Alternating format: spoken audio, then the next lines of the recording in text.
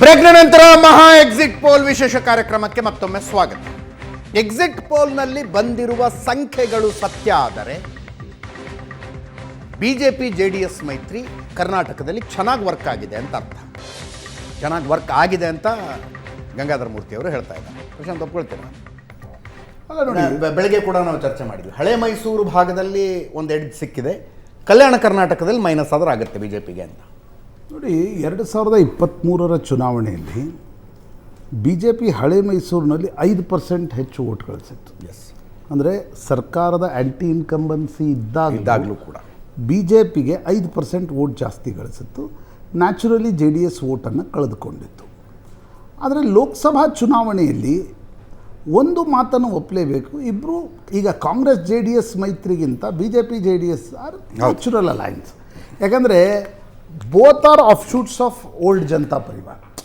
ಇವತ್ತಿನ ಕರ್ನಾಟಕದ B J P ಏನಿದೆ ಅದು ಹಿಂದುತ್ವ ಪ್ಲಸ್ ಲಿಂಗಾಯತ ಜನತಾ ಪರಿವಾರ ಅಂತ ತೆಗೆದುಕೊಂಡ್ರೆ, ಜೆ ಡಿ ಎಸ್ಸನ್ನು ನೀವು ಒಕ್ಕಲಿಗ ದೇವೇಗೌಡರು ಅದು ಆ ಧ್ರುವವನ್ನು ತೆಗೆದುಕೊಂಡು ಬಂದರು. ಹೀಗಾಗಿ ಇಬ್ಬರೂ ಸೇರಿದಾಗ ಒಂದು ನ್ಯಾಚುರಲ್ ಅಲೈನ್ಸ್ ಅಂತಕ್ಕಂಥದ್ದನ್ನು ಒಪ್ಪಲೇಬೇಕಾಗತ್ತೆ. ಇಡೀ ವೋಟ್ ಶೇರನ್ನು ನಾವು ಗಣನೆಗೆ ತೆಗೆದುಕೊಂಡ್ರೆ ಇಂಡಿಯಾ ಟುಡೇ ಏನು ಹೇಳ್ತಾ ಇದೆ, 48% ಬಿ ಜೆ ಪಿ ಜೊತೆಗೆ 7%. ನೀವು ಆ 48% ಬೇರೆ ರಾಜ್ಯದ ಬೇರೆ ಬೇರೆ ಭಾಗಗಳಲ್ಲಿ ಬಿಟ್ಬಿಡಿ. ಹಳೆ ಮೈಸೂರು ಭಾಗದಲ್ಲಿ ಇಬ್ಬರೂ ಸೇರಿ 50 ಕ್ರಾಸ್ ಮಾಡ್ತಾರಾ ಅಂತಕ್ಕಂಥದ್ದು ಭಾಳ ಮುಖ್ಯ ಇರುತ್ತೆ. ಎಸ್, ಮೇಲ್ನೋಟಕ್ಕೆ ಚಿಕ್ಕಬಳ್ಳಾಪುರ, ಕೋಲಾರ, ತುಮಕೂರು, ಮಂಡ್ಯ ಮತ್ತು ಮೈಸೂರು ಇಲ್ಲಿ ಮೈತ್ರಿಯಲ್ಲಿ ಏನು ಭಾಳ ದೊಡ್ಡ ತೊಡಕುಗಳು ಅಂತ ಕಾಣಲಿಲ್ಲ. ಹಾಸನ ಮೈತ್ರಿಯಲ್ಲಿ ತೊಡಕುಗಳಿದ್ವು ಅಂತಕ್ಕಂಥದ್ದು ಸ್ಪಷ್ಟ. ಬೆಂಗಳೂರು ಗ್ರಾಮಾಂತರದಲ್ಲಿ D K Shivakumar J D ಎಸ್ಸನ್ನೇ ಜೊತೆಗೆ ತೆಗೆದುಕೊಳ್ತಕ್ಕಂಥ ಒಂದಿಷ್ಟು ಪ್ರಯತ್ನವನ್ನು ರಾಮನಗರ ಜಿಲ್ಲೆಯಲ್ಲಿ ಮಾಡಿದ್ದು ಕಂಡು ಬಂತು. ಒಂದು ನನಗನ್ಸುತ್ತೆ ಅಜಿತ್, ಈ ಮೈತ್ರಿ, ನಾನು ಅದೇ ಪ್ರಶ್ನೆಯನ್ನು ಗಂಗಾಧರ ಮೂರ್ತಿಯವ್ರು ಕೇಳಬೇಕು ಅಂತಿದ್ದೆ. ಸರಿ, ಈ ಮೈತ್ರಿ ಕಾಂಗ್ರೆಸ್ಸನ್ನು ಟೇಕ್ ಆನ್ ಮಾಡಲಿಕ್ಕೆ ನೀವು 23ರ ವಿಧಾನಸಭಾ ಚುನಾವಣೆ ಸೋತ ನಂತರ ಒಟ್ಟಿಗೆ ಬಂದ್ರಿ ಸರಿ, ಆದರೆ ನೀವು ಒಟ್ಟಿಗೆ ಬಂದಾಗ ವೋಟ್ ಶಿಫ್ಟ್ ಆಗುತ್ತೆ. ಬಟ್ ಈ ಮೈತ್ರಿಯನ್ನು ನೀವು ಎಷ್ಟು ದಿನ ಮುಂದುವರಿಸ್ಕೊಂಡು ಹೋಗ್ಬೋದು ಅಂತಕ್ಕಂಥದ್ರ ಬಗ್ಗೆ ನನ್ನದೇ ಆಗಿರ್ತಕ್ಕಂಥ ಪ್ರಶ್ನೆಗಳು. ಮುಂದಿನ ವಿಧಾನಸಭಾ ಚುನಾವಣೆ, ಜಿಲ್ಲಾ ಪಂಚಾಯತ್ ಚುನಾವಣೆ ಯು ಕೆನಾಟ್ ಕಂಟಿನ್ಯೂ, ಮುಂದಿನ ವಿಧಾನಸಭೆವರೆಗೆ ಯು ವಿಲ್ ನಾಟ್ ಕಂಟಿನ್ಯೂ ನನ್ನ ಅಂದಾಜಿನ ಪ್ರಕಾರ. ಇನ್ನೊಂದು ಪ್ರಶ್ನೆ, ಪ್ರಜ್ವಲ್ ರೇವಣ್ಣ ಪ್ರಕರಣದ ನಂತರ ಒಂದು ವೇಳೆ ಎನ್ ಡಿ ಎಗೆ ಈ ಪರಿಯ ಬಹುಮತ ಬಂದರೆ ಮತ್ತು ಕರ್ನಾಟಕದಲ್ಲಿ ಬಿ ಜೆ ಪಿ 23-25ರವರೆಗೆ ಹೋದರೆ ಜೆ ಡಿ ಎಸ್ ಮತ್ತು ಬಿ ಜೆ ಪಿಯ ಮೈತ್ರಿ ಕರ್ನಾಟಕದಲ್ಲಿ ಮುಂದುವರಿಯುತ್ತಾ? ಅದು ಕೂಡ ಪ್ರಶ್ನಾರ್ಥಕ. ಒಂದು ಈಗ ನಿಮ್ಮ ಪ್ರಶ್ನೆಗಳು ಕರೆಕ್ಟ್ ಇದೆ, ಆದರೆ ಇವತ್ತಿನವರೆಗೂ ನಾವು ಚುನಾವಣೆ ಅಲಯನ್ಸ್ ಆದಾಗಿಂದ ಇಲ್ಲಿವರೆಗೂ ಬಂದಂಥ ಎಲ್ಲ ಚುನಾವಣೆಗಳಲ್ಲೂ ಅಲಯನ್ಸ್ ಆಗಿದ್ದೀವಿ. ಎಮ್ ಎಲ್ ಸಿ ಚುನಾವಣೆ ಇರ್ಬೋದು, ಮತ್ತು local bodies M L C ಚುನಾವಣೆ ಈ ಮೊನ್ನೆ ನಡೀತಾ ಇರೋದ್ರ ಇರ್ಬೋದು. ಈಗ ನೀವು ಹೇಳ್ದಂಗೆ ಪ್ರಜ್ವಲ್ ಪ್ರಕರಣ ಏನಾದರೂ ಭಾರತೀಯ ಜನತಾ ಪಾರ್ಟಿಗೆ ಮುಜುಗರ ಆಗಿದ್ದು ನಿಜ, ನಮಗೂ ಅತಿ ಹೆಚ್ಚು ಮುಜುಗರ ಆಗಿದ್ದು ನಿಜ, ಅದರಲ್ಲೇನು ನೋ ಡೌಟ್. ಅದಕ್ಕೆ ತಕ್ಕದಂಥ ಏನು ನಾವು ಸಸ್ಪೆಂಡು ಮತ್ತೊಂದು ಏನಿದೆಯೋ ಅದನ್ನು ಆ್ಯಕ್ಷನ್ ತೊಗೊಂಡ್ವಿ. ಅದರ ಜೊತೆಗೆ ಅದಾದಮೇಲೆ ಕೂಡ ನಮಗೆ ಎಮ್ ಎಲ್ ಸಿ ಚುನಾವಣೆ ಬಂದಿರೋದು. ಭಾಳ ಜನ ಎಮ್ ಎಲ್ ಸಿ ಚುನಾವಣೆಯಲ್ಲೇ ಬ್ರೇಕ್ ಆಗೋಗುತ್ತೆ, ಮೋದಿಯವರು ದೇವೇಗೌಡರ ಮೇಲೆ ಕೋಪ ಮಾಡ್ಕೊಂಡಿದ್ದಾರಂತೆ, ಅಮಿತ್ ಶಾ ಮಾಡ್ಕೊಂಡಿದ್ದಾರಂತೆ, ಭಾರತೀಯ ಜನತಾ ಪಾರ್ಟಿ ಜೆ ಡಿ ಎಸ್ನ ಹೊರಗೆ ಹಾಕುತ್ತೆ ಅಂತ ಕಾಂಗ್ರೆಸ್ ನಾಯಕರು ಅಲ್ಲಿ ಮಾತಾಡಿದ್ದು ನಿಜ. ಆದರೆ ಈ ಎಲೆಕ್ಷನ್ಗೋಸ್ಕರ ಮಾಡಿರ್ತಕ್ಕಂಥ ಅಲಯನ್ಸ್ ಅಲ್ಲ ಇದು. ಕರ್ನಾಟಕದಲ್ಲಿ ಕಾಂಗ್ರೆಸ್ಸನ್ನು ತೆಗಿಲೇಬೇಕು ಅನ್ನೋ ಒಂದೇ ಒಂದು ಕಾರಣಕ್ಕೆ J D S and B J P alliance ಆಗಿದೆ ಎಲ್ಲ ಚುನಾವಣೆಗಳಿಗೂ ಕೂಡ. ಮುಂಬರತಕ್ಕಂಥ ಜಡ್ ಪಿ ಚುನಾವಣೆ ಇರ್ಬೋದು, ಮತ್ತು ಮಹಾನಗರ ಪಾಲಿಕೆ ಚುನಾವಣೆ, ಬೆಂಗಳೂರು ಮಹಾನಗರ ಪಾಲಿಕೆ ಚುನಾವಣೆ ಇರ್ಬೋದು. ಆಲ್ರೆಡಿ ಒಂದು ಸುತ್ತಿನ ಚರ್ಚೆನೂ ಕೂಡ ಆಗಿದೆ ರಾಜ್ಯ ನಾಯಕರದ ಮಟ್ಟಿಗೆ. ರಾಜ್ಯ ನಾಯಕರ ಜೊತೆಗೆ ಕುಮಾರಸ್ವಾಮಿ ಅವರು ಒಂದು ಮಟ್ಟದ ಚರ್ಚೆನೂ ಮುಗಿದಿದೆ. ಜಡ್ ಪಿ ಟಿ ಪಿ ಚುನಾವಣೆ ಹೇಗೆ ಮಾಡಬೇಕು, ಮತ್ತು ಜಡ್ ಪಿ ಟಿ ಪಿನಲ್ಲೂ ಕೂಡ ನಾವು ಹಳೆ ಮೈಸೂರಲ್ಲಿ ನಾವೇ ಸ್ಟ್ರಾಂಗ್ ಇದ್ದೀವಿ, ಅದಕ್ಕೊಂದು ಫಾರ್ಮುಲಾನು ಆಗಿದೆ already. Even B B M P ಚುನಾವಣೆಯಲ್ಲೂ ಕೂಡ ಯಾವ ರೀತಿ ನಾವು ಶೀಟ್ ಶೇರಿಂಗ್ ಮಾಡಬೇಕು ಅನ್ನೋ ಫಾರ್ಮುಲಾ ಕೂಡ ಕರ್ನಾಟಕ ಲೀಡರ್ಗಳ ಜೊತೆ ಡಿಸ್ಕಷನ್ ಆಗಿದೆ. ಅಶೋಕ್ ಅವ್ರ ಜೊತೆ ಆಗ್ಬೋದು, ಅಶ್ವಥ್ ನಾರಾಯಣ ಅವ್ರ ಜೊತೆ ಆಗ್ಬೋದು, ಕುಮಾರಸ್ವಾಮಿ ಅವರು ಎಲ್ಲವೂ ಡಿಸ್ಕಷನ್ ಆಗಿದೆ. ಒಂದು ಗುರಿ ಇರ್ತಕ್ಕಂಥದ್ದೇನು ಅಂದರೆ ಕಾಂಗ್ರೆಸ್ ಪಕ್ಷವನ್ನು ಕರ್ನಾಟಕದ ರಾಜಕಾರಣದಿಂದ, ಕರ್ನಾಟಕದಿಂದ ತೆಗಿಬೇಕು. ಅದು ನಮ್ಮ ಆಸೆ ಅನ್ನೋದಕ್ಕಿಂತ ಹೆಚ್ಚಿನಾಗಿ ಮೋದಿಯವರ ಆಸೆ. ಅವರು ಭಾರತ್ ಮುಕ್ತ ಕಾಂಗ್ರೆಸ್ ಏನಿತ್ತು, ಕಾಂಗ್ರೆಸ್ ಮುಕ್ತ ಭಾರತ್ ಅಂತ ಏನಿತ್ತು, ಸಾರಿ ಕಾಂಗ್ರೆಸ್ ಮುಕ್ತ ಭಾರತ್ ಅಂತ ಏನಿತ್ತು, ಅದನ್ನು ಆಗಲೇ ನಮ್ಮ ಚಂದ್ರಶೇಖರ್ ಹೇಳ್ದಂಗೆ 17 ರಾಜ್ಯಗಳಲ್ಲಿ 0ಗೆ ಬಂದಿದ್ದಾವೆ. ಈಗಾಗಲೇ ಇನ್ನೆಷ್ಟು ಇದೆ, 14 ರಾಜ್ಯಗಳಲ್ಲಿ ಕಳೆದ ಸಲ 0 ಇತ್ತು, ಈ ಸಲ ಇನ್ನೂ 17 ಹೋಗುತ್ತೆ, 0ಗೆ ಹೋಗ್ತದೆ. ಈಗ ಅವ್ರಿಗೆ ಈಗ ಒಂದೇ ಒಂದು ಸಿಂಪಲ್, ಮೊನ್ನೆ ಡಿ ಕೆ ಶಿವಕುಮಾರ್ ಅವರು ಇದು ಎಕ್ಸಿಟ್ ಪೋಲ್ ಆದಮೇಲೆ ಒಂದು ರಿಯಾಕ್ಟ್ ಮಾಡಿದ್ರು. ನಾನು ಎಕ್ಸಿಟ್ ಪೋಲ್ಗಳನ್ನು ನಂಬಲ್ಲ, ನಾನು ಕಾರ್ಯಕರ್ತದ ಪೋಲ್ ಇದೆ ಅದನ್ನು ನಂಬ್ತೀನಿ ನಾನು. ಎಷ್ಟು ಅಂತ ಹೇಳಿ? 135ಕ್ಕೂ ಹೆಚ್ಚು ಅಂತ ಅಸೆಂಬ್ಲಿನಲ್ಲಿ ಹೇಳಿದ್ರು. ಈಗ ಹೇಳಿ ನೋಡೋಣ. ಈಗ ನಿಮ್ಗೆ ಆ ಕಾನ್ಫಿಡೆನ್ಸ್ ಇದೆಯಾ? ಗಂಗಾಧರ್ ನನ್ನ ಸಣ್ಣ ಇನ್ನೊಂದು ಪ್ರಶ್ನೆ ಇದೆ.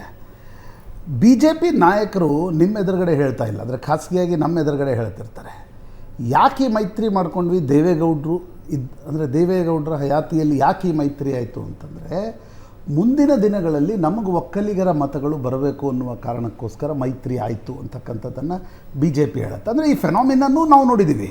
ರಾಷ್ಟ್ರೀಯ ಪಕ್ಷಗಳು ಯಾವಾಗ ಪ್ರಾದೇಶಿಕ ಪಕ್ಷಗಳ ಜೊತೆ ಮೈತ್ರಿ ಮಾಡ್ಕೊಂಡಿವೆ, ನಿಧಾನವಾಗಿ ಅವುಗಳ ವೋಟ್ ಶೇರನ್ನು ಕಬಳಿಸ್ತಾ ಹೋಗ್ತವೆ ಅಂತಕ್ಕಂಥದ್ದು.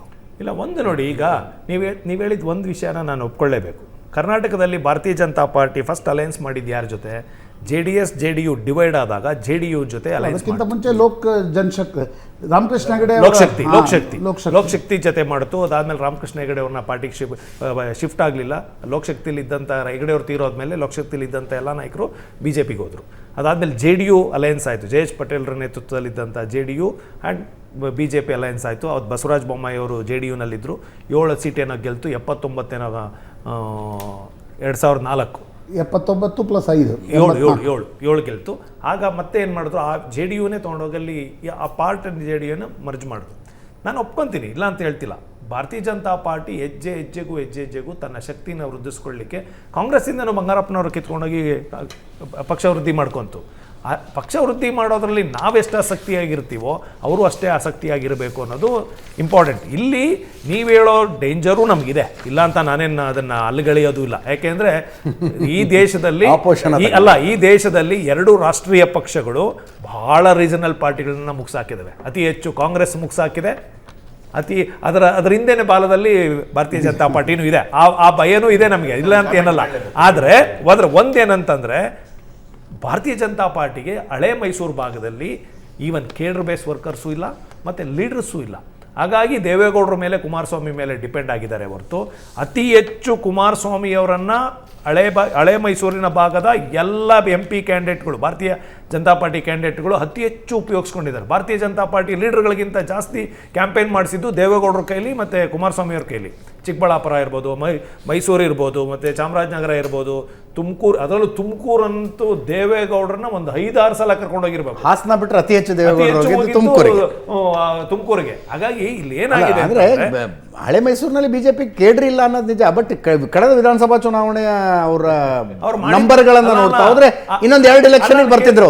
ಕೇಳಿ ಅವ್ರು ಪರಿತಾಪ ಪಟ್ಟಿದ್ದೆ ಅದಕ್ಕೆ. ಹೌದು, ನಿಮ್ಮನ್ನ ಅಸೆಂಬ್ಲಿ ಚುನಾವಣೆಯಲ್ಲಿ ನಿಮ್ಮನ್ನ ಟಾರ್ಗೆಟ್ ಮಾಡಕ್ ಹೋಗಿ ಕಾಂಗ್ರೆಸ್ನ ತಂದ್ಕೊಂಡು ಸುದ್ದಿ ನಮ್ಗೆ ಅದು ಗೊತ್ತಾಗ್ಲೇ ಇಲ್ಲ.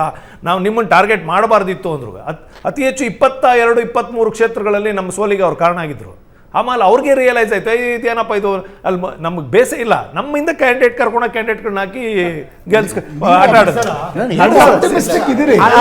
ಬಿಜೆಪಿಯಲ್ಲಿ ಬೇರೆ ಗುಸುಗುಸು ಇದೆ. 2018 ರಿಸಲ್ಟು ಚುನಾವಣೆಗಿಂತ ಮುಂಚೆ ಕುಮಾರಸ್ವಾಮಿ ಅವರು ಮತ್ತು BJP ಅವರು ನಡೆದ ಒಳ ಮಾತುಕತೆಯ ಪ್ರಕಾರ ಕುಮಾರಸ್ವಾಮಿ ಅವರು ನಡ್ಕೊಂಡಿದ್ರೆ ಇವತ್ತು ಕಾಂಗ್ರೆಸ್ ಇರ್ತಿರ್ಲಿಲ್ಲ ಅನ್ನೋದು. ಗಂಗಾಧರ ಮೂರ್ತಿ ಅವರು ಆಪ್ಟಿಮಿಸ್ಟಿಕ್ ಇದ್ದಾರೆ.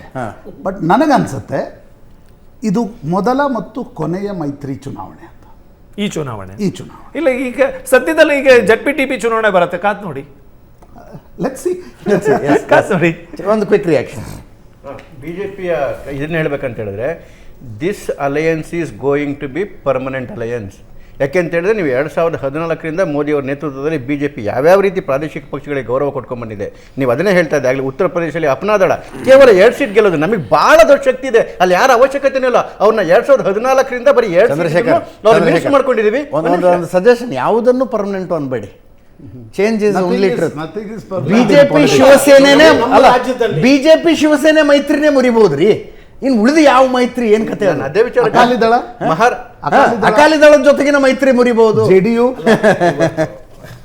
ಅಲ್ಲಲ್ಲ, ಒಂದು ಇವನ್ ಇದರಲ್ಲಿ ಕೂಡ ಮಹಾರಾಷ್ಟ್ರದಲ್ಲೂ ಕೂಡ ನಾವು RPI 1 ಸೀಟು ಗೆಲ್ಲಕ್ಕೆ ಶಕ್ತಿ ಇಲ್ಲ. ರಾಮದಾಸ್ ಅತೇವಳೆ ಅವರು ಅವ್ರನ್ನ ಮಿನಿಸ್ಟರ್ ಮಾಡ್ಕೊಂಡಿದ್ದೀವಿ, ರಾಜ್ಯಸಭೆಗೆ ಕಳ್ಕೊಂಡೋಗಿ. ನಮ್ಗೆ ಅವಶ್ಯಕತೆ ಇಲ್ದಿರೋ ಆ ರೀತಿಯಲ್ಲಿ BJP ಅವಳು ತಾನು ಒಂದೇ ಜಾಸ್ತಿ ಆಗ್ಬೇಕು ಅನ್ನೋ ಕಾರಣಕ್ಕೆ ಉಪಯೋಗಿಸ್ಕೊಂಡೆ ಬಿಡುತ್ತೆ ಅಂತಕ್ಕಂಥ ಮಾತು ಸುಳ್ಳು. ಯಾಕೆ ಅಂತ ಹೇಳಿದ್ರೆ, ಒಂದು ಜನತಾದಳ ಮತ್ತೆ BJP ನ್ಯಾಚುರಲ್ ಅಲಯನ್ಸ್. ಒಂದು ಏಕೈಕ ಕಾರಣಕ್ಕೆ BJP ಎಲ್ಲವೂ ಸರಿ ಮಾಡುತ್ತೆ. ಸೇರೋದ್ರಿಂದ ಅನುಕೂಲ ಇದೆ ಸರ್. ಬಿಜೆಪಿಗೆ ಎಷ್ಟು ಅನುಕೂಲ ಇದೆ, ಜನತಾದಳಕ್ಕೂ ಅಷ್ಟೇ ಅನುಕೂಲ ಇದೆ. ಎರಡು ವಿಚಾರ ಅವ್ರು 3 ದಿನ ಹೇಳ್ಬಿಡ್ತಾರೆ ನಮ್ಗೆ RSS ಇದು ಆಗತ್ತೆ ಇಲ್ಲ ಈಗ. ಅವ್ರಿಗೆ ಎಕ್ಸಿಸ್ಟೆನ್ಸ್ ಕ್ರೈಸಿಸ್ ಬಿಜೆಪಿ ಮೈತ್ರಿ ಪಕ್ಷ ಬಗ್ಗೆ ಮಾತಾಡ್ತೀವಿ. ಒಂದ್ ನಿಮಿಷ. RSS ಯಾವ ಪಕ್ಷವನ್ನು ಬೆಳೆಸಿದ ಮಾತ್ರ ಇದು ಉಂಟಲ್ಲ, ಸಂಸ್ಥೆ ಉಂಟಲ್ಲ, ಅದಕ್ಕೆ ಮೊದಲು ನಾವು ವೀಕ್ ಇದ್ದೆವು, ಆಗ ನಮ್ಗೆ RSS ಆಗತ್ತೆ. ಈಗ ನಾವು ಬೇಕಷ್ಟು ಬಲಿಷ್ಠರಾಗಿದ್ದೆವು, ಈಗ ನಮ್ಗೆ RSS ಆಗತ್ತೆ ಇಲ್ಲ. ನಾವು ಹೇಳಿದಲ್ಲ ಇದು ನಡ್ಡಾ ಅವರು ಪಾರ್ಟಿ ಪ್ರೆಸಿಡೆಂಟ್ ಸರಿ ಫಸ್ಟ್ RSS ಗೊತ್ತಾದ್ರೆ ಆವಾಗ ನಮ್ಮ ವಿಷಯ ಏನು ಅಂತ RSS ಪೊಲಿಟಿಕಲ್ RSS ಕೆಲಸ.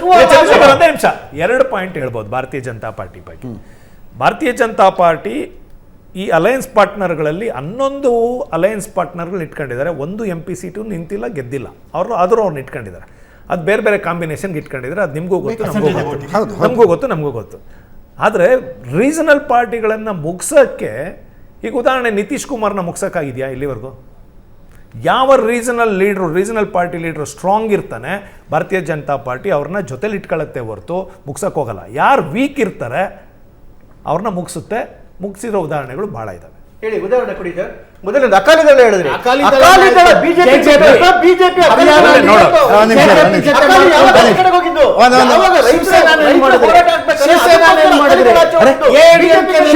ಶಿವಸೇನೆ ಏನ್ ಮಾಡಿದ್ರು? ಅವ್ರೇನ್ ಮಾಡಿದ್ರು? ಸುಧೀಂದ್ರ ಅಲ್ಲ, ಒಂದ್ ನಿಮಿಷ ಈಗ ಕಾಂಗ್ರೆಸ್ ನಾಯಕರು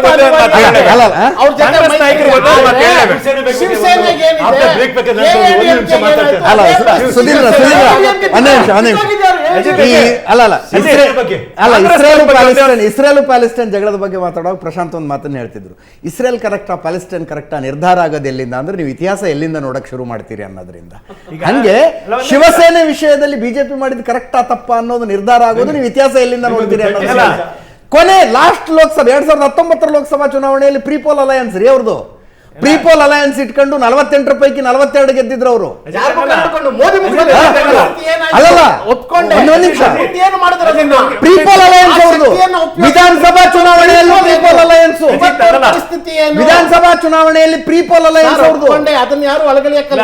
ಪರಿಸ್ಥಿತಿ ಗಂಗಾಧರ ಮೂರ್ತಿ ಅವರು, ನಾನು ಇನ್ನೊಂದು ಇಂಟ್ರೆಸ್ಟಿಂಗ್ ನಂಬರ್ ಹೇಳ್ಬೇಕು ಅದಕ್ಕಿಂತ ಮುಂಚೆ ಪ್ಲೀಸ್.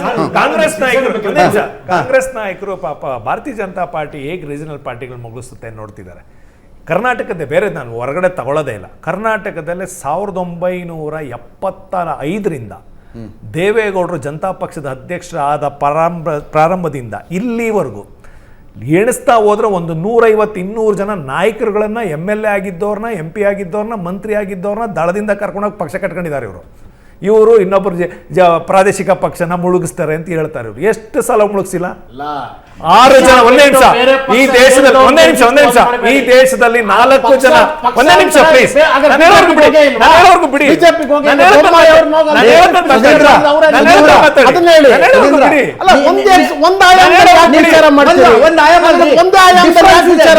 ನೀವು ರಿಟೇಲ್ ವ್ಯವಹಾರ ಮಾಡ್ತೀರಿ, ಅವ್ರು ಹೋಲ್ಸೇಲ್ ವ್ಯವಹಾರ ಮಾಡ್ತಾರೆ.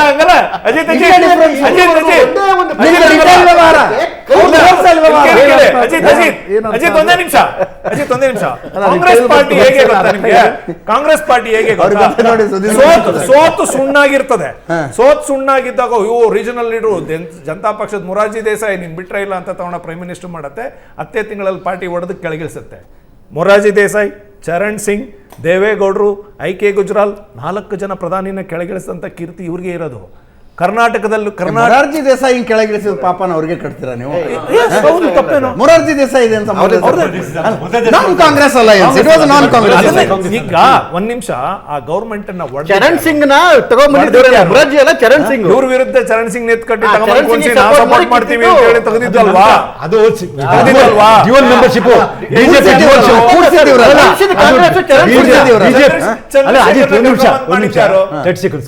ಅಜಿತ್ ಅದಿರಲಿ. ಈಗ ನೀವು ಶಿವಸೇನೆ ಬಗ್ಗೆ ಯಾವ ಸ್ಟ್ರಾಟಜಿ ಇತ್ತು ಅಂತ ಹೇಳಿದ್ರೆ ಅದು ಯಾರಿಗೂ ಗೊತ್ತಿಲ್ಲ.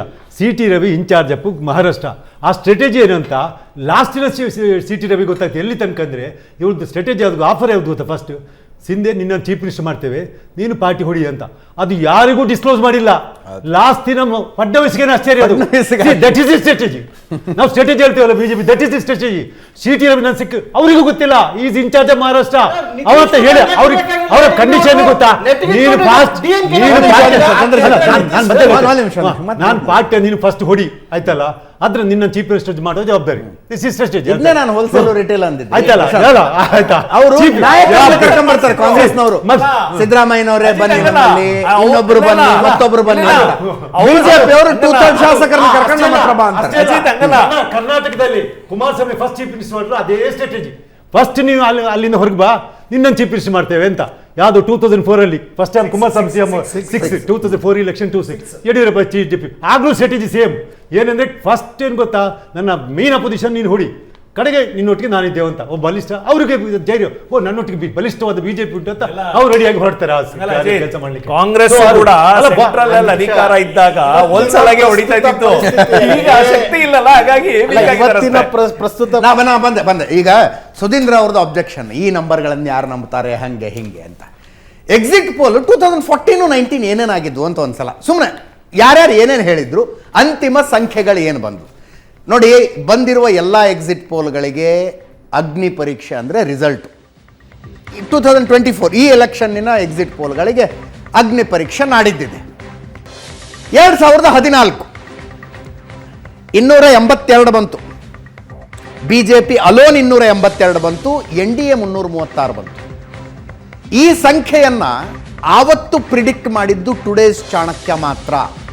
ಒಂದೇ ಒಂದು ಎಕ್ಸಿಟ್ ಪೋಲ್ಗೂ ಅನ್ಸಿರ್ಲಿಲ್ಲ ಬಿಜೆಪಿ ಸಿಂಗಲ್ ಹ್ಯಾಂಡೆಡ್ಲಿ ಮೆಜಾರಿಟಿ ಬರುತ್ತೆ ಅಂತ, ಬಿಜೆಪಿ ಏಕಾಂಗಿಯಾಗಿ ಬಹುಮತ ಪಡೆಯುತ್ತೆ ಅಂತ ಒಂದು ಎಕ್ಸಿಟ್ ಪೋಲ್ ಕೂಡ ಪ್ರಿಡಿಕ್ಟ್ ಮಾಡಲಿಲ್ಲ. Lokniti 276, 272 half way mark. 272 ಬಂದ್ರೆ ಅಧಿಕಾರಕ್ಕೆ ಬರ್ತಾರೆ. ಬಿಜೆಪಿ ಅಲ್ಲ, NDA 276 ಅಂತ ಹೇಳ್ತು ಲೋಕನೀತಿ.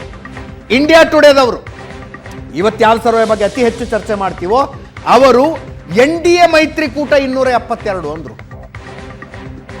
ಬಿಜೆಪಿ ಏಕಾಂಗಿಯಾಗಿ 282 ಬಂದ ಚುನಾವಣೆ ಅದು. ಟೈಮ್ಸ್ನವರು 249, NDA ಮೈತ್ರಿಕೂಟ. C voter 289, NDTV 279, CSDS 280. ಆಘಾತಕಾರಿ ಸಂಖ್ಯೆ. ಆವತ್ತು ನಾವು ಕೂಡ ಹಿಂಗೆ ಶಾಕ್ ಆದ್ವಿ. ಟುಡೇಸ್ ಚಾಣಕ್ಯ ನಂಬರ್ ಕೊಟ್ಟಾಗ 340 NDA ಅಂದ್ಬಿಟ್ರು. 340 ಅದುವರೆಗೂ ಬಂದ ಯಾವ ಸರ್ವೆ ಕೂಡ 290ಕ್ಕಿಂತಲೂ ಹೆಚ್ಚು ಕೊಡಲಿಲ್ಲ NDAಗೆ. 290 ಹೈಯೆಸ್ಟ್. ಒಂದು ಟುಡೇಸ್ ಚಾಣಕ್ಯ 340 ಅಂತ ಹೇಳ್ತು. ಆಘಾತಕ್ಕೊಳಗಾದ್ವಿ ನಾವು. 340 ಟುಡೇಸ್ ಚಾಣಕ್ಯ ಹೇಳ್ತು. 336 NDA ಸಂಖ್ಯೆ ಆಯಿತು. 30 ವರ್ಷಗಳ ನಂತರ ಒಂದೇ ಪಕ್ಷ ಸಂಪೂರ್ಣ ಬಹುಮತದೊಂದಿಗೆ ಮತ್ತೆ ಅಧಿಕಾರಕ್ಕೆ ಬಂದಿದ್ದು 214. ಸುಧೀಂದ್ರ ಅವರೇ, ಈ ನಂಬರ್ಗಳು ಬಂದಾಗಲೂ ನೀವು ಎಕ್ಸಿಟ್ ಪೋಲ್ಗಳನ್ನು ಯಾರು ನಂಬ್ತಾರೆ, ಇವರೆಲ್ಲ ಅವರವರೇ ಮಾಡ್ಕೋತಾರೆ ಅಂತಾನು ಹೇಳಿದ್ರಿ. ಈ ನಂಬರ್ಗಳು ಬಂದಾಗ ಹಂಗೆ ಹೇಳಿದ್ರಿ ನೀವು. ಬಂದ ಸರ್ವೆಗಳ ಪೈಕಿ 90% ಸರ್ವೆಗಳನ್ನು ಸುಳ್ಳು ಮಾಡಿ ಹೆಚ್ಚು ಸ್ಥಾನಗಳನ್ನು ಬಿಜೆಪಿ ಅಲೋನ್ ತಗೊಂಡು NDA ಸಂಖ್ಯೆ ತಗೊಂಡು. 2019 ಎಕ್ಸಿಟ್ ಪೋಲ್ಗಳು ಏನಾದ್ರು? 2019 ಕಳೆದ ಲೋಕಸಭಾ ಚುನಾವಣೆ ಇಂಡಿಯಾ ಟುಡೇ 339ರಿಂದ 365 ಅಂತ ಹೇಳ್ತು NDA. ಇಂಡಿಯಾ ಟುಡೇ ಹೇಳಿದ್ದು 350 ಟುಡೇಸ್ ಚಾಣಕ್ಯ. ನ್ಯೂಸ್ 18 336 ಅಂದ್ರು. ಟೈಮ್ಸ್ನವ್ರು 306 ಅಂದ್ರು. ಇಂಡಿಯಾ TV 300 ಹೇಳ್ತು. ಸುದರ್ಶನ್ ನ್ಯೂಸ್ 305 ಹೇಳ್ತು. NDA ಮೈತ್ರಿಕೂಟ ಅಂತಿಮ ಸಂಖ್ಯೆ ಎಷ್ಟು? 352. 352 ಅಂತಿಮ ಸಂಖ್ಯೆ. ಬಿಜೆಪಿ ಏಕಾಂಗಿಯಾಗಿ 300 ತಗೊಂಡು. ಇಂಡಿಯಾ TV ಅವರು NDA ಮೈತ್ರಿಕೂಟ ಎಷ್ಟು ಸ್ಥಾನಗಳನ್ನು ಪಡೆಯಬಹುದು ಅಂತ ಹೇಳ್ತೋ ಅದಕ್ಕಿಂತ ಹೆಚ್ಚು ಬಿಜೆಪಿ ಏಕಾಂಗಿಯಾಗಿ ತಗೊಂಡು. ಏಕಾಂಗಿಯಾಗಿ 2019 ಎಕ್ಸಿಟ್ ಪೋಲ್ಗಳಿಗೂ ಹಿಂಗೆ ಅಂದ್ರಿ ನೀವು. ಮೋದಿ ಎಕ್ಸಿಟ್ ಪೋಲು, ಸರ್ಕಾರಿ ಪ್ರಾಯೋಜಿತ ಎಕ್ಸಿಟ್ ಪೋಲ್ಗಳು, ಇವುಗಳನ್ನು ಯಾರು ನಂಬ್ತಾರೆ? ಸುಧೀಂದ್ರ ಅವರೇ, ಟ್ರ್ಯಾಕ್ ರೆಕಾರ್ಡ್ ಇದೆ ಸರ್ ಎಕ್ಸಿಟ್ ಪೋಲ್ಗಳಿಗೊತ್ತು. ಎಕ್ಸಿಟ್ ಪೋಲ್ಗಳ ಪ್ರಿಡಿಕ್ಷನ್ನನ್ನು ಮೀರಿ ಪರ್ಫಾರ್ಮ್ ಆಗಿದೆ. ಬಿಜೆಪಿಯ ಪರ್ಫಾರ್ಮೆನ್ಸ್ ಆಗಿದೆ. ನಂಬರ್ಗಳು ನಿಮ್ಮ ಹತ್ರ ಇದ್ದಾವೆ. ಇಂಡಿಯಾ ಟುಡೇ ಒಂದು ರೇಂಜ್ ಕರೆಕ್ಟಾಗಿ ಕೊಟ್ಟಿತ್ತು. ಟುಡೇಸ್ ಚಾಣಕ್ಯ ಹತ್ತಿರದ ರೇಂಜ್ ಕೊಟ್ಟು ಅಲ್ವಾ? ಮತ್ತೆ ಈ ಸಲನೂ ಹೇಳ್ತೀನಿ, 2024 ಚುನಾವಣೆಯನ್ನು ಹೇಳ್ತೀನಿ. ಎಕ್ಸಿಟ್ ಪೋಲ್ಗಳು ಮೋದಿ ಪೋಲ್ಗಳು ಇವನ್ನ ಯಾರನ್ನ ನಂಬಕ್ಕೆ ಹೋಗಬೇಡಿ ಅಂತ ಯಾಕೆ ನಂಬಾರ್ದು, ಹೆಂಗೆ ನಂಬಾರ್ದು? ಈಗ ಹಿಂದೆ ಆಗಿರೋದು ಈ ನಂಬರ್ಸ್ ಯಾರು ಅಲ್ಲಗಳೆಯೋಕ್ಕಂತ ಅಲ್ಲಗಳೆಯೋಕ್ಕಾಗೋದಿಲ್ಲ, ರಿಸಲ್ಟೇ ಇದೆ. ಈಗ ರಿಸಲ್ಟ್ ಇದೆ, ಹೌದು. ಅದರಲ್ಲಿ ನೀವು ಆ ವೇವ್ ಲೆಂತು ಇವಾಗ ಕೆಲವು ಈಗ ಟುಡೇಸ್ ಚಾಣಕ್ಯ ಕೇಳಿದ್ರೆ ಬರೀ 2 ಸೀಟ್ ವ್ಯತ್ಯಾಸದಲ್ಲಿ ಹೇಳಿದೆ. ಆದರೆ ಹೌದು, ಮೀನ್ ವಾಟ್ ಅವ್ರೇನು ಉಪಯೋಗಿಸ್ಕೊತಾ ಇದ್ದಾರೆ, ಆ ಒಂದು ಮೆಥಡಾಲಜಿ ಇದೆಲ್ಲ ಕರೆಕ್ಟ್ ಆಗಿದ್ದು ಅವ್ರು ಹೇಳಿದ್ದಾರೆ. ಬಟ್ ಏನು ಅಂದರೆ ಪ್ರತಿ ಸಲ ಅವ್ರು ಮಾಡ್ತಕ್ಕಂಥದ್ದು ಮತ್ತು ಈ ಸಲ ಒಂದು ವೇವ್ ಲೆಂತ್ ಏನು ತಂದಿದ್ದಾರೆ, ಕೆಲವು ಒಂದರಲ್ಲಿ ಸಿಂಕೆ ಆಗ್ತಾ ಇಲ್ಲ. ಈ ಒಂದು 5-6 ರಾಜ್ಯಗಳಲ್ಲಿ ಯಾವ ಥರ ಕ್ಯಾಲ್ಕುಲೇಷನ್ ಮಾಡಿದ್ರು, ಯಾವ ಥರ ಫಾರ್ ಎಕ್ಸಾಂಪಲ್ ಮಹಾರಾಷ್ಟ್ರ ಒಂದೇ ಒಂದು ರಾಜ್ಯ ನಾನು ಇದು ತಗೋತೀನಿ, ಯಾವ ರೀತಿ ನೋಡಿದ್ರು ಆ ರೀತಿ ಒಂದು ಸಂಖ್ಯೆ ಮಹಾರಾಷ್ಟ್ರದಲ್ಲಿ ಇವತ್ತಿನ ಒಂದು ಏನಲ್ಲಿನ ಒಂದು ಭಾಳ ಕ್ಲಿಷ್ಟಕರವಾದ ಒಂದು ವಾತಾವರಣ ಇದೆ ರಾಜಕೀಯದಲ್ಲಿ. ಆ ರೀತಿಯಲ್ಲಿ ಈ ಥರ ನಂಬರ್ಸ್ ಬರೋಕ್ಕೆ ಮಹಾರಾಷ್ಟ್ರ ಸಾಧ್ಯನೇ ಇಲ್ಲ. ಕರ್ನಾಟಕ ಕೂಡ ಹೇಳ್ತಾ ಇದ್ದೀನಿ, ಮಿನಿಮಮ್ 2 ಅಂಕಿ ಕಾಂಗ್ರೆಸ್, ಮಿನಿಮಮ್ ನಾನು ಹೇಳ್ತಾ ಇರೋದು ಮಿನಿಮಮ್ 10 ಮೇಲೇನೆ. ನಾವು ಇವರೆಲ್ಲರೂ ಸಿಂಗಲ್ ಸುಧೀಂದ್ರ ಅವರು ಡಿಸೆಂಬರ್ನಲ್ಲಿ 5 ಸ್ಟೇಟ್ ಎಲೆಕ್ಷನ್ ನಡೀತು. ಛತ್ತೀಸ್ಗಢ ಸೋಲ್ಬೋದು ಅಂತ ಅನ್ಕೊಂಡಿದ್ರ ನೀವು? ಇಲ್ಲ ಇಲ್ಲ ಅಂತ ರಾಜ್ಯಗಳು. ಆಮೇಲೆ ಅದೇ ಛತ್ತೀಸ್ಗಢಕ್ಕೆ ಬರ್ತೀನಿ. ಅದೇ ಛತ್ತೀಸ್ಗಢಲ್ಲಿ ಇದೇ ಸರ್ವೆಗಳು ಏನ್ ಹೇಳಿದ್ರು, ಅದೇ ಛತ್ತೀಸ್ಗಢಲ್ಲಿ ಈ ಸರ್ವೆಗಳು ಏನ್ ಹೇಳಿದ್ವು, ಅದೇ ಛತ್ತೀಸ್ಗಢಲ್ಲಿ ಇದೇ ಸಮೀಕ್ಷೆಗಳು ಏನು ಹೇಳಿದ್ರು. ಎಕ್ಸಿಟ್ ಪೋಲ್ ಕೂಡ ಇವತ್ತು ತಾವೇ ಡಿಸ್ಕಸ್ ಮಾಡಿದ್ದೀರಿ. ಅವತ್ತು ಎಲ್ಲ ಆಲ್ಮೋಸ್ಟ್ ಮೇಜರ್ ಎಕ್ಸಿಟ್ ಪೋಲ್ಗಳಲ್ಲಿ ಕಾಂಗ್ರೆಸ್ ಪಕ್ಷ ಮತ್ತೆ ಅಧಿಕಾರಕ್ಕೆ ಬರುತ್ತೆ ಅಂತ ಹೇಳಿದ್ರು. ಅದು ತಪ್ಪಾಯಿತು. ನಾನು ಹೇಳ್ತಾ ಇರ್ತಕ್ಕಂಥದ್ದು ಎರರ್ ಆಫ್ ಜಡ್ಜ್ಮೆಂಟ್ ಅಂಡ್ ಮತ್ತೆ ಆ ಪ್ಯಾರಾಮೀಟರ್ ಎರಡನ್ನೂ ಒಂದು ವೇವ್ಲೆಂತ್ ಜಡ್ಜ್ಮೆಂಟ್ ಯಾವಾಗಿರುತ್ತೆ ಅಂದ್ರೆ ಕ್ಲೋಸ್ ಕಾಂಟೆಸ್ಟ್. ಈಗ ಛತ್ತೀಸ್ಗಢ ಎರಡೇ ಪಾರ್ಟಿ, ಅಲ್ಲ ಪ್ರೀಪೋಲ್ ಸರ್ವೆ ನಂಗೊತ್ತು. ಪ್ರೀಪೋಲ್ ಸರ್ವೆಗಳು ಎಲ್ಲವೂ ಛತ್ತೀಸ್ಗಢಲ್ಲಿ ಕಾಂಗ್ರೆಸ್ ವಿನ್ನತಾನೆ. ಪುನಃ most of the exit poll ಕೂಡ ಕಾಂಗ್ರೆಸ್ ವಿನ್ ಆಗ್ತದೆ. ಎಕ್ಸೆಪ್ಟ್ ಅದೇ ನಾನು ಹೇಳ್ತಿದ್ದೆ, ನಾವು ಡಿಸ್ಕಸ್ ಫೈಟ್ ಅಂತ ಹೇಳಿದೆ. ಅಜಿತ್ ಅವರೇ, ಬಿಹಾರ, ಮಹಾರಾಷ್ಟ್ರ ಯಾವ ಥರ ಇದೆ ಇವತ್ತಿನ ವಾತಾವರಣ, ಅಲ್ಲಿ ಒಂದು ಮೈತ್ರಿಗಳ ಒಂದು ಒಡಂಬಡಿಕೆ ಲಾಸ್ಟ್ 6 to 7 months ಅಲ್ಲಿ ಚೇಂಜ್ ಆಗಿರ್ತಕ್ಕಂಥ ವಾತಾವರಣ, ಮತ್ತೆ ಮೈತ್ರಿಗಳು ಅಷ್ಟೇ. ಅದು ಕರೆಕ್ಟ್ ಪ್ರೆಡಿಕ್ಷನ್ ಸಾಧ್ಯನೇ ಇಲ್ಲ. ಒಂದು ಕ್ಲಾಸ್ ರೂಮ್ ನಲ್ಲಿ ಫಸ್ಟ್ ರ್ಯಾಂಕಿಗೆ ಕಾಂಪಿಟೇಷನ್ ಇದೆ ಅಂದ್ರೆ ಆ ಕಾಂಪಿಟೇಷನ್ 80% ತಗೊಳ್ಳೋನ್ ಮಧ್ಯೆ 77% ತಗೊಳ್ಳೋನ್ ಮಧ್ಯೆ ಇದ್ರೆ ಅದಕ್ಕೊಂದು ಅರ್ಥ. ಒಬ್ಬ 80%, ಇನ್ನೊಬ್ಬ 77-78% ಇದ್ದವ್ರ ಮಧ್ಯೆ ಫಸ್ಟ್ ರ್ಯಾಂಕಿಗಾಗಿ ಕಾಂಪಿಟೇಷನ್ ಇದೆ ಅಂದ್ರೆ ಅದಕ್ಕೊಂದು ಅರ್ಥ. 80% ತಗೊಳ್ಳೋನ ಮಧ್ಯೆ 40% ತಗೊಳ್ಳೋನ ಮಧ್ಯೆ ಕಾಂಪಿಟೇಷನ್ ಇದೆ ಅಂತಂದ್ರೆ ನೋಡಿ, ಅಂದ್ರೆ ಆ ರೇಂಜ್ 48ರಲ್ಲಿ 25-24 ಬರ್ತವೆ ಅಂತಕ್ಕಂಥದ್ದನ್ನ ಹೇಳ್ತಾ ಇದ್ದೇವೆ ಅನೇಕ. ಕಾಂಗ್ರೆಸ್ ಇದನ್ನ ಈಗ ನಾವು ಮೆಡಿಕಲ್ ಸ್ಟೂಡೆಂಟ್ಸ್ ಮತ್ತೆ ಇವರು ನೀಟ್ ಎಕ್ಸಾಮ್ ಬರೀತಾರೆ.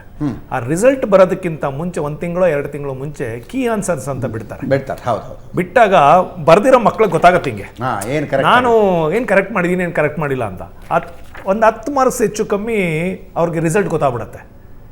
ಸೇಮ್ ಇದು. ಯಾಕೆಂದರೆ ಈಗ ಸರ್ವೆ ಮಾಡಿರೋರು ಸುಮ್ಮನೆ ಕೂತು ಏನು ಮಾಡಿಲ್ಲ. ಕಳೆದ 3 ತಿಂಗಳಿಂದ ಯಾವ ರಾಜಕಾರಣಿಗಳು ಎಷ್ಟು ಚುನಾವಣಾ ರ್ಯಾಲಿಗಳು ಮಾಡಿದ್ದಾರೆ, ಎಷ್ಟು ಅಗ್ರೆಸಿವ್ ಆಗಿ ನಾನು ಈ ಸ್ಟೇಟಲ್ಲಿ ಇಷ್ಟೇ ಗೆಲ್ತೀನಿ ಅಂತ ಅಕ್ಯುರೇಟಾಗಿ ಒಂದು 5% ಹೆಚ್ಚು ಕಮ್ಮಿ ಹೇಳ್ತಾರೆ ದೊಡ್ಡ ಲೀಡರ್ಗಳು. ಅದೇ ರೀತಿ ಇವರು ಕೂಡ ಒಂದಷ್ಟು ಶ್ರಮ ಹಾಕಿ ಒಂದಷ್ಟು ಸ್ಯಾಂಪಲ್ಸ್ ತಗೊಂಡು ಸೈಂಟಿಫಿಕ್ ರೀತಿಯಲ್ಲಿ ಒಂದಷ್ಟು ಮಾಡಿರ್ತಾರೆ. ನಾವು ಗೆದ್ದಾಗ ಸಂಭ್ರಮ ಪಟ್ಟು ನಾವು ಸೋತಾಗ ನಮ್ಗೆಲ್ಲ ಸಿಗುತ್ತೆ. ನಾವು ಯಾವುದೋ ಒಂದು ಕ್ಷೇತ್ರದ ಹೆಸರು ಬೇಡಪ್ಪ, ಪಕ್ಷಗಳ ಹೆಸರು ತಗೊಳ್ಳೋದಿಲ್ಲ. ನಾನು ಪ್ರಶಾಂತ್ 2 ಬೇರೆ ಬೇರೆ ಪಕ್ಷದ ರ್ಯಾಲಿಗೆ ಹೋಗಿದ್ವಿ. ಪ್ರಶಾಂತ್ ರ್ಯಾಲಿ ಮುಗಿಸ್ಕೊಂಡು ಬಂದ ತಕ್ಷಣ ಹೇಳಿದ್ರು, ಇದು ಕರ್ಕೊಂಡು ಬಂದಿರೋ ಕ್ರೌಡು, ಅದು ಬಂದಿರೋ ಕ್ರೌಡು ಅಂತ. ಅವಾಗ ನಿಮಗೆ ಗೆಸ್ ಮಾಡಕ್ ಸಾಧ್ಯ ಇದೆಯಾ? ಈ ಕ್ರೌಡ್ ಏನಿದೆಯಲ್ಲ, ಈ ರ್ಯಾಲಿಗೆ ಬಂದಿರೋದು ಇದು ಕರ್ಕೊಂಡು ಬಂದಿರೋ ಕ್ರೌಡು, ಆ ರ್ಯಾಲಿಗೆ ಬಂದಿರೋದು ಬಂದಿರುವ ಕ್ರೌಡು ಅಂತ. ಆ ವ್ಯತ್ಯಾಸ ಪಲ್ಸ್ ಗೊತ್ತಾಗುತ್ತೆ, ನಿಮಗೆ ಗೊತ್ತಾಗುತ್ತೆ. ಮತ್ತೊಂದು ವಿಷಯ ಹೇಳ್ತೇನೆ, ಈ ಸರ್ವೆ ಉಂಟಲ್ಲ ಎಕ್ಸಿಟ್ ಪೋಲ್ ಅಲ್ಲಿ, ಈ ಎಕ್ಸಿಟ್ ಪೋಲ್ ಮಾಡಿದವರೇ ಹೇಳ್ತಾರೆ 10% ಮೇಲೆ ಕೆಳಗೆ ವೇರಿಯೇಷನ್ ಅವರು ಒಪ್ಕೊಳ್ತಾರೆ. 10%. ಪ್ರದೀಪ್ ಗುಪ್ತಾ ಹೇಳಿದ್ರು ಎಕ್ಸಿಟ್ ಪೋಲ್ ನಿಮ್ದು ರಾಂಗ್ ಆದ್ರೆ ಎಷ್ಟು ರಾಂಗ್ ಆಗ್ಬೋದು ಅಂತ ಕೇಳಿದಾಗ 351 ತನಕನೂ ಬೀಳಬಹುದು ಎನ್ಡಿ ಅಂತ. ಬಟ್ ಅವ್ರು ಈಸ್ ವೆರಿ ಸೇಫರ್ ಸೈಡ್. ಅವ್ರು ಹೇಳ್ತಾರೆ ನೋಡಿಬೇಕು ನಾಳೆ ಫಿಗರ್ ಬರುವಾಗ lowest figure and highest figure 40 gap ಅಂದ್ರೆ ಅವ್ರ ಪ್ರಕಾರ ಅಟ್ ಎನಿ ಕಾಸ್ಟ್ ನೀವು ಹೇಳ್ತಲ್ಲ, ಆ ಲೋವೆಸ್ಟ್ ಫಿಗರ್ ಗಿಂತ ಕೆಳ ಬರುದಿಲ್ಲ, ಹೈಯೆಸ್ಟ್ ಫಿಗರ್ ಗಿಂತ ಜಾಸ್ತಿ ಹೋಗುದಿಲ್ಲ. ಇದೇನು ಗೊತ್ತಾ, ಇದೆಲ್ಲ ಸಬ್ಜೆಕ್ಟ್ ಆಫ್ ಸ್ಟ್ಯಾಟಿಸ್ಟಿಕ್ಸ್ ಅಲ್ಲಿ ಒಂದು ಮಾತುಂಟು. ನಾನು ಸ್ಟ್ಯಾಟಿಕ್ಸ್ ಸ್ಟೂಡೆಂಟ್ ಆಗಿದೆ. ಸ್ಟ್ಯಾಟಿಸ್ಟಿಕ್ಸ್ ಅಲ್ಲಿ ಅಡ್ವಾಂಟೇಜಸ್ ಅಂಡ್ ಡಿಸ್ಅಡ್ವಾಂಟೇಜ್, ಅದರಲ್ಲಿ ಒಂದು ಸ್ಟ್ಯಾಟಿಸ್ಟಿಕ್ ಡಿಸ್ಅಡ್ವಾಂಟೇಜ್ ಬಗ್ಗೆ ತೆಗೆದವನು ದೊಡ್ಡ ರೈಟರ್ಸ್ ಎಲ್ಲ ಇರ್ತಾರಲ್ಲ, ಅವನು ಹೇಳ್ತಾರೆ there are 3 types of lies ಅಂತ. 1 is lie, second 1 is damn lie, third 1 is statistics ಅಂದ್ರೆ ಅಂದು ಈ ಕೆಟಗರಿ ಅರ್ಥ ಆಯ್ತಾ ನಿಮಗೆ? ಡ್ಯಾಮ್ ಲೈ ಅಂತ ಲೈ ಡ್ಯಾಮ್ ಲೈ ಸ್ಟೇಟಿಸ್. ಈಗ ಯಾರು ಇದನ್ನು ಎಕ್ಸಿಟ್ ಪೋಲ್ ಅನ್ನು ಒಪ್ಪುದಿಲ್ವೋ ಅವ್ರು ಹೇಳ್ತಾರಲ್ಲ ಸ್ಟ್ಯಾಟಿಸ್ಟಿಕ್ಸ್ ಡ್ಯಾಮ್ ಲೈ, ಇದು ಸ್ಟ್ಯಾಟಿಸ್ಟಿಕ್ಸ್ ಅಂದರೆ ಇಟ್ ಇಸ್ ಬಿಗ್ಗರ್ ಲೈ ಇದೆ ಅಂದರೆ ಡ್ಯಾಮ್ ಲೈ. ನಾನು ಇದು ಸಂತ ಇದು ಉಂಟು, even you go for the statistics ಬುಕ್ಕಲ್ಲಿ ಅದು ಸೇಮ್ ಸೆಂಟೆನ್ಸ್ ಇದೆ, ಇಂಥ ಆಥರ್ ಇಂಥ ಈ ರೀತಿ ಹೇಳಿದಾರೆ ಅಂತೇಳಿ. ಐ ರೆಡ್ ಇಟ್, ನಂಗೆ ಅದು ಸರಿ ನೆನಪುಂಟು. ಬಟ್ ಸ್ಟ್ಯಾಟಿಸ್ಟಿಕ್ಸ್ ಎಷ್ಟು ಹೆಲ್ಪ್ಫುಲ್ ಅಂತೆ ನನ್ನ ಲೈಫಲ್ಲಿ ನಾನು ನೋಡಿದ್ದೇನೆ, ಭಾರಿ ಹೆಲ್ಪ್ಫುಲ್ ಆಗ್ತದೆ statistics. It saves time. First of all ಉಂಟಲ್ಲ, ಇಟ್ ಸೇವ್ಸ್ ಟೈಮ್. ಅದಿರ್ತಲ್ಲ ಮಸ್ ಯಾವುದಕ್ಕಾದ್ರೆ ನಾನು ಮಾಡ್ತಾನೆಲ್ಲ ಅದಲ್ಲ, ಯಾವುದೇ ನನ್ನ ಡೇ ಟು ಲೈಫಲ್ಲಿ ನಾನು ಸ್ಟ್ಯಾಟಿಸ್ಟಿಕ್ಸ್ ಅಪ್ಲೈ ಮಾಡ್ತೇನೆ, it is become so much helpful to me. ನಾನು ಬೇರೆ ಯಾವುದು ನನ್ನ ಬಿಸ್ನೆಸ್ ಮ್ಯಾಟ್ರ್ ಆಗಲಿ ಏನೇ ಆಗಲಿ ಹೇಳ್ತಾ ಇದ್ದಲ್ಲ. ಸೊ ಅದಕ್ಕಾಗಿ ನಾನು ತಿಳ್ಕೊಂಡೆ ಸ್ಟ್ಯಾಟಿಸ್ಟಿಕ್ಸ್ ಇಸ್ ಹೆಲ್ಪ್ಫುಲ್ ಅಂತ. ಅಲ್ಲ ಕಮಿಟ್ ಮಾಡೋರು ಅದನ್ನು ಅಡ್ವಾಂಟೇಜ್ ಅಂತ ಹೇಳೋನು ಒಳ್ಳೆ ವರ್ಣನೆ ಮಾಡಿದ್ದಾನೆ. ಬಟ್ ಅದನ್ನು ಕೆಟ್ಟದುಂಟು ಅಂತ ಹೇಳಿದಕ್ಕೆ ಈಗ ಎಕ್ಸಿಟ್ ಪೋಲ್ ನಮ್ಮ ನಂಬುದೇ ಇಲ್ಲ ಅಂತ ಹೇಳ್ತಾರಲ್ಲ, ಅದ್ರ ಅರ್ಥ ಹಾಗೆ ಥರ್ಡ್ ಇಟ್ ಇಸ್ ವರ್ಸ್ಟ್ ಎಂದು ಡ್ಯಾಮ್ ಲೈ ಅಂತ. ಇಷ್ಟೇ ಅರ್ಥ ಆಯ್ತು ನಿಮಗೆ? ಲೈ ಡ್ಯಾಮ್ ಲೈ ಸ್ಟ್ಯಾಟಿಸ್ಟಿಕ್ಸ್ ಅಂದ್ರೆ ಸ್ಟ್ಯಾಟಿಸ್ಟಿಕ್ಸ್ ಇಸ್ ವರ್ಸ್ಟ್ ಎಂದು ಡ್ಯಾಮ್ ಲೈ ಅಂತ. ಇದು ನಾನು ಹೇಳಲ್ಲ, ಇದು ಸ್ಟ್ಯಾಟಿಸ್ಟಿಕ್ಸ್ ಬುಕ್ಕಲ್ಲೇ ಉಂಟು. ಒಂದು ಸಣ್ಣ ಬ್ರೇಕ್ನ ಸಮಯ ಆಗಿದೆ, ಬ್ರೇಕ್ ಮುಗಿಸ್ಕೊಂಡು ವಾಪಸ್ ಬರ್ತೀನಿ.